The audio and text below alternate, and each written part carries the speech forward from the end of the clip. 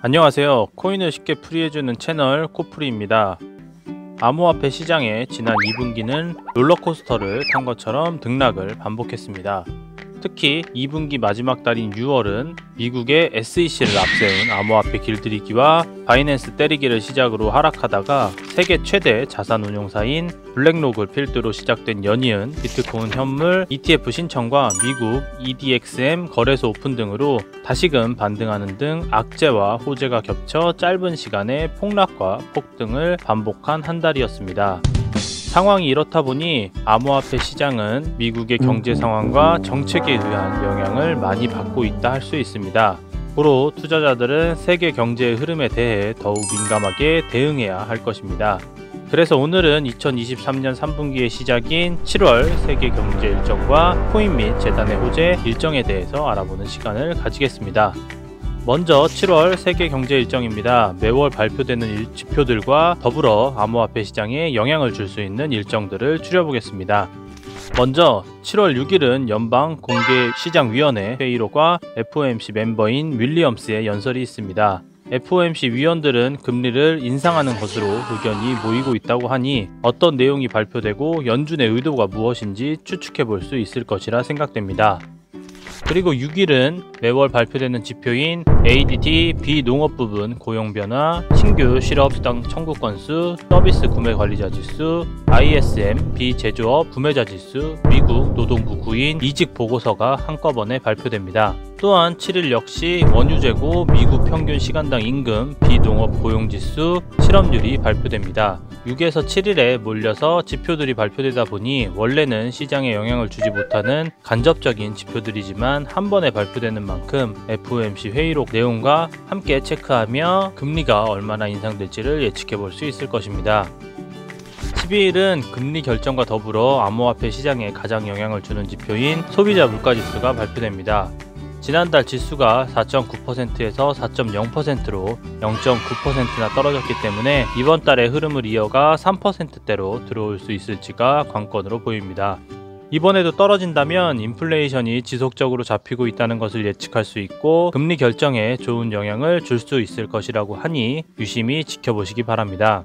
긍정적으로 생각할 만한 것은 지난달의 생산자 물가지수는 0.2%에서 마이너스 0.3%까지 0.5%가 하락했습니다. 생산자 물가지수는 소비자 물가지수를 선행하다 보니 이번에도 지속적인 하락을 기대를 해볼 수 있을 것 같습니다. 그리고 다음 날인 13일은 생산자 물가지수가 발표됩니다. 17일은 중국의 2분기 GDP와 산업생산이 발표됩니다. 중국이 현재 좋지 못한 모습을 보여주고 있다 보니 중국의 경제 위기에 대한 신빙성을 확인할 수 있을 것입니다. 또한 현재 암호화폐 시장은 주도권이 중국에서 미국으로 넘어가고 있기 때문에 만약 중국 경제 위기가 확실해진다면 시장은 더욱 급하게 흘러갈 수 있을 것이라 생각됩니다. 적당한 지표들이 발표는 넘기고 27일은 금리 결정이 있습니다. 이번 금리 결정에 대해서 지난달에 동결되었다 보니 연속으로 2번 인상할 것이라는 의견들이 있습니다. 또한 연준 인사들 역시 인상을 해야 된다는 쪽으로 의견이 모아지고 있다고 하니 인상하는 것을 염두에 두셔야 할 것입니다. 암호화폐 시장의 움직임이 가장 거세질 타이밍이 될 것이고 3분기 흐름 전체를 예측할 수 있는 시점이 될 수 있습니다. 다음은 2023년 7월 3분기 코인 호재와 일정입니다. 보통 3분기는 1년 중에 중간이기 때문에 기술적인 업그레이드나 테스트넷 런칭 같은 큰 변화를 주는 호재들이 발표되니 시세적으로 상승을 할 수 있는 재료가 많이 있는 편입니다. 그러니 이 일정들을 잘 이용하면 단타나 매집하는 데 도움이 될 것입니다. 먼저 7월 3일은 우 네트워크의 우 2.0 업그레이드가 진행됩니다. 스테이킹 레퍼럴, 레버리지 한도, 제로 피존이 도입될 것이라고 합니다. 다음은 5일에 진리카 메인넷 버전 9.2 업그레이드가 진행됩니다. 메인넷 성능을 향상시키고 EVM 호환성을 구축할 것이라고 합니다.